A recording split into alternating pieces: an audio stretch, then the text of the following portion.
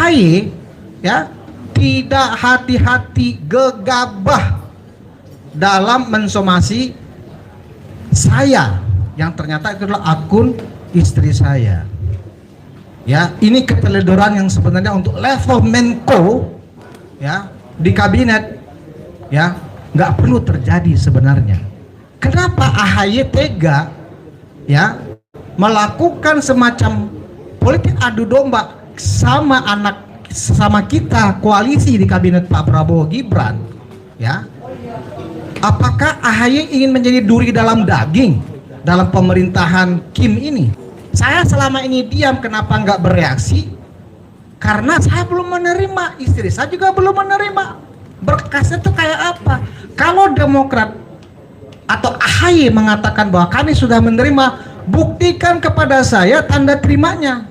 Kalau kalian tidak bisa membuktikan tanda terimanya, kalianlah yang mengatakan, kalianlah yang melakukan ujaran kebohongan.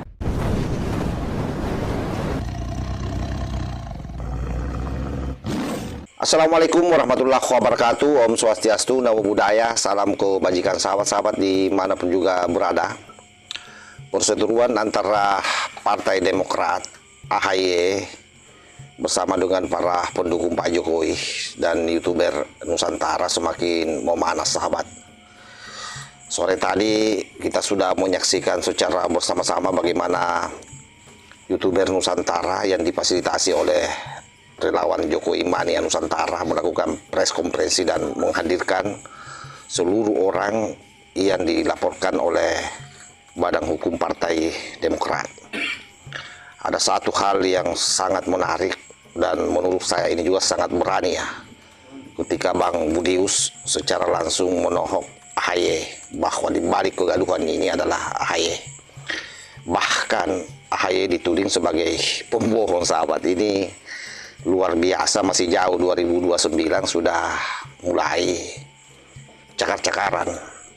Tetapi apapun itu, bahwa memang yang dilakukan Partai Demokrat atau AHY ini terlalu berani kalau mau berhadapan-hadapan dengan para YouTuber, karena napas YouTuber itu tidak ada habisnya. Bayangkan kalau saat ini sampai tahun 2029 di roasting terus, habisi di media sosial Partai Demokrat, dan hal itu terjadi ya bukan karena rakyat yang membenci Partai Demokrat, tapi memang Partai Demokrat yang sepertinya mengatur jarak dengan orang-orang yang melakukan kritik kepada tokoh-tokohnya, salah satunya terhadap SBY. Nah, untuk lebih jelasnya ini coba kita cek videonya secara bersama-sama. Tiba-tiba ya beredar sore itu sekitar jam setengah 6-an sore tanggal 31, beredar di sosial media bahwa akun TikTok Sudiro Wibudius MP yang disomasi oleh Demokrat. Saya jadi bingung, ini Kamhar ingkar janji ke saya atau apa?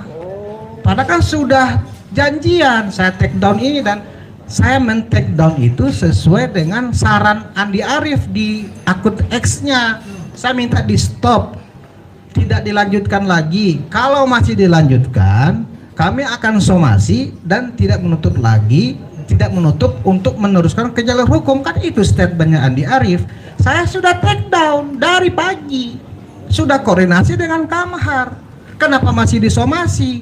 Jadi saya menilai ini terkesan Badan Hukum Pengamanan Partai Demokrat ini terlalu buru-buru, ceroboh, gegabah dalam menindaklanjuti perintah karena merasa Andi Arief mungkin bos besar mereka. Saya nggak tahu apakah benar Andi Arief bos besar mereka, tapi seolah-olah mereka ini buru-buru. Masa akun istri saya yang dituduh?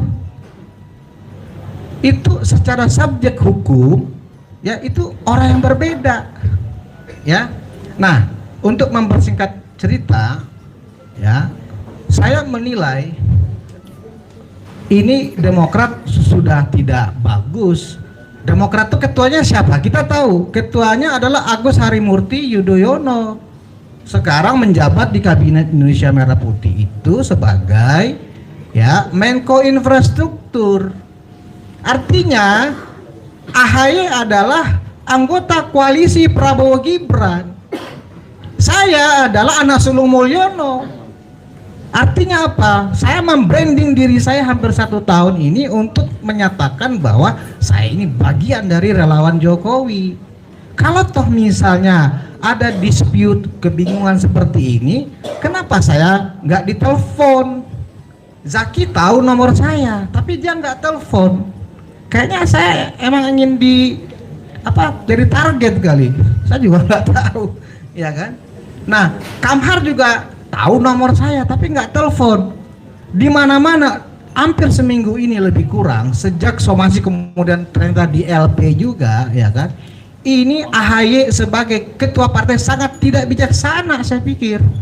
Ya, karena begini, kenapa saya bilang ini adalah sebenarnya ini perintah Agus Harimurti Yudhoyono, anggota koalisi, ya, di kabinet Merah Putih. Harusnya, ya, dalam persoalan ini AHY, ya, jangan membiarkan anak buahnya bekerja gegabah seperti itu. Dia kan katanya calon wakil presiden atau calon presiden, saya juga nggak tahu apakah seorang calon pemimpin tidak bijak begini bersikap. Kenapa kok langsung menyimpulkan akun Sudirowi Budius Empiliang itu adalah Budius Empiliang? Sudirowi itu istri saya, ya. Lebih kurang hampir seminggu saya habis dibullying oleh orang-orang Demokrat barangkali di sosial media. Saya dimaki-maki, bahkan suku saya Piliang pun dihina-hina gara-gara, ya, keteledoran Agus Harimurti Yudhoyono. Kenapa saya bilang ini adalah, saya nggak mau mengatakan ini Demokrat, ini adalah Agus Harimurti Yudhoyono, AHY. Karena apa? Saya mendapat konfirmasi ketika kemarin Bang Akri, mana Bang Akri? Nah, dalam acara head to head ketika Bang Akri menanyakan ke Khairul Umam, ya, salah satu petinggi, nah itu juga adalah teman saya, Khairul Umam, cuma dia sekarang lagi nggak kenal saya nggak tahu, ya. Agri bertanya, ini laporan ini atau somasi ini, ya, atas seizin sepengetahuan Pak SBY atau AHY? Jawaban Khairul Umam, iya pasti, karena BHPP itu adalah bagian dari DPP Demokrat, dan ini semua seizin dan sepengetahuan AHY ketua umum. Artinya apa? Saya ingin mengatakan di sini, AHY, ya, tidak hati-hati, gegabah dalam mensomasi saya yang ternyata itu adalah akun istri saya. Ya, ini keteledoran yang sebenarnya untuk level Menko, ya, di kabinet, ya, nggak perlu terjadi sebenarnya. Kenapa AHY tega, ya, melakukan semacam politik adu domba sama kita koalisi di kabinet Pak Prabowo Gibran, ya? Apakah AHY ingin menjadi duri dalam daging dalam pemerintahan Kim ini? Ya, ada indikasi seperti itu. Kalau kemudian AHY memerintahkan BHPP-nya untuk melakukan langkah hukum sehingga ada somasi dan lapor polisi. Saya selama ini diam, kenapa nggak bereaksi?